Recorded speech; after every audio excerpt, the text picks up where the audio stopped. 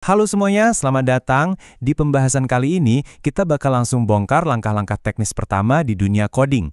Kita akan ubah konsep yang mungkin kedengeran rumit jadi sesuatu yang simple dan gampang dimengerti. Siap? Oke, yuk kita mulai. Pernah kepikiran nggak sih, komputer kan canggih banget ya? Tapi kenapa kita harus nulis perintah buat mereka itu presisi banget? Salah satu huruf aja nggak boleh? Nah, pertanyaan ini nih yang jadi inti dari obrolan kita hari ini, yaitu tentang aturan komunikasi yang ketat banget sama mesin. Jadi, coding itu sebenarnya apa sih? Gampangnya gini, coding itu cara kita nyuruh komputer buat ngerjain sesuatu. Bayangin aja kamu lagi nulis daftar perintah yang super detail buat asisten yang jenius tapi super patuh. Dia bakal ngerjain persis apa yang kamu tulis tanpa nebak-nebak atau inisiatif sendiri. Betul banget. Anggap aja coding itu kayak kita belajar bahasa baru. Sama kayak kita pakai bahasa Indonesia buat komunikasi, kita juga butuh bahasa khusus buat ngobrol sama komputer. Dan setiap bahasa pemrograman ini, ya kayak bahasa manusia, punya kosakata dan aturan mainnya sendiri. Nah, disinilah kita mulai masuk ke bagian yang agak teknis, tapi tenang aja, kalau coding itu kita anggap sebagai bahasa, maka sintaks ini adalah tata bahasanya, grammarnya, gitu. Ini adalah aturan yang wajib, harus, kudu kita ikuti. Jadi, setiap bahasa pemrograman, mau itu Python, Java, atau PHP, semuanya punya aturan sintaksnya masing-masing, beda-beda. Mirip deh kayak tata bahasa Inggris sama bahasa Jepang. Kan beda tuh cara nyusun kalimatnya buat nyampein arti yang sama. Nah, ini dia perbedaannya yang paling jelas. Kita, nih, sebagai manusia, kalau baca selamat datang, otak kita langsung bisa nebak. Oh, maksudnya selamat datang. Kita bisa menolerir typo. Tapi buat komputer, coba lihat contoh kedua. Cuma kurang satu tanda kutip aja, itu udah dianggap kesalahan fatal. Error. Perintahnya nggak bakal bisa jalan sama sekali. Jadi, poin pentingnya tuh ini. Ini bukan karena komputernya rewel atau gimana ya, tapi karena komputer itu kerjanya super literal. Dia nggak bisa nebak-nebak maksud kita. Jadi, presisi itu adalah kunci. Kalau aturannya nggak diikutin, ya programnya nggak bakal jalan. Sesimpel itu.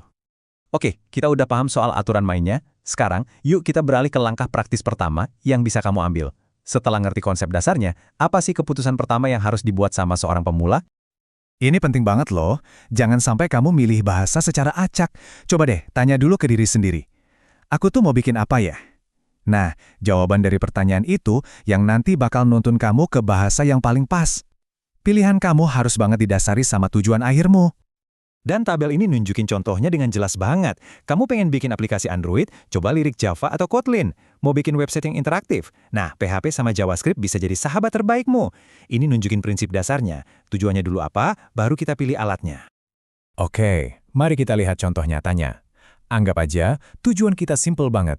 Cuma mau nampilin tulisan, selamat datang di Decoding di sebuah halaman web. Kira-kira, gimana sih wujud codingnya di dunia nyata?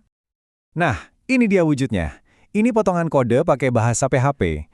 Jangan pusing dulu lihat simbol-simbolnya ya. Pada dasarnya, kode ini cuma nyuruh komputer, "Hey komputer, tolong ambilin teks selamat datang, terus gabungin sama teks, di decoding, abis itu tampilin jadi judul yang gede ya." Gitu aja. Dan, voila! Ini dia hasilnya. Semua baris kode yang kelihatannya agak rumit tadi, ternyata cuma buat nampilin tulisan simpel ini. Nah, inilah inti dari coding, menulis instruksi yang terstruktur buat dapetin hasil yang kita mau. Tentu aja, PHP itu bukan satu-satunya pilihan. Dunia pemrograman itu luas banget. Yuk kita intip beberapa pemain besar lainnya yang mungkin bakal sering kamu dengar namanya. Ini beberapa bahasa yang lagi populer banget sekarang. Masing-masing punya kekuatan dan komunitasnya sendiri. Python misalnya, terkenal karena ramah buat pemula. Terus ada JavaScript, yang bisa dibilang rajanya pengembangan web. Dan Swift yang biasa dipakai buat bikin aplikasi iOS. Pokoknya banyak banget jalan yang bisa kamu pilih. Jadi, apa yang harus kita ingat dari penjelasan ini? Semuanya bisa kita rangkum jadi 3 langkah simple.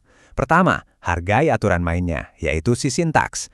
Kedua, punya tujuan yang jelas mau bikin apa. Dan ketiga, baru deh pilih alat atau bahasa yang paling pas buat kerjaan itu. Inilah fondasi perjalanan coding kamu. Nah, sebagai penutup, saya mau ninggalin kamu dengan satu pertanyaan ini. Coding itu bukan cuma soal nulis kode loh, tapi tentang memecahkan masalah. Jadi, coba dipikirin, dengan pemahaman baru ini, masalah apa sih, besar atau kecil, yang pengen banget kamu selesaikan pakai kode? Karena dari situlah, semua proyek hebat biasanya berawal.